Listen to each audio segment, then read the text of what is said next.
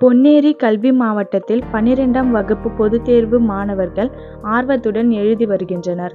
திருவள்ளூர் மாவட்டத்திலேயே பொன்னேரி கல்வி மாவட்டம் முதலிடம் பிடிக்கும் என மாணவிகள் நம்பிக்கை தெரிவித்துள்ளனர். தமிழகம் முழுவதும் இன்று 12ஆம் வகுப்பு பொதுத் தேர்வு தொடங்கியுள்ளது.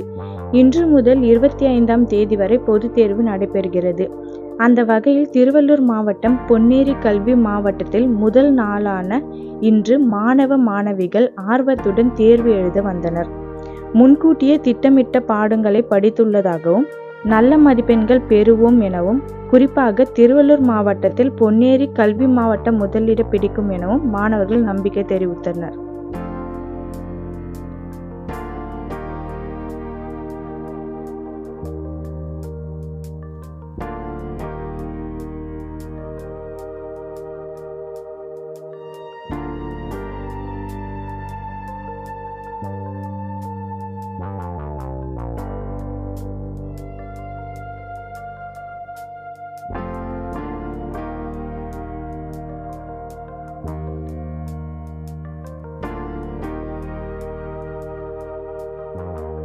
என் பேர் இலக்கியா. நான் கவர்மெண்ட் பிரமிட் ஸ்கூல்லேருந்து வந்திருக்கேன்.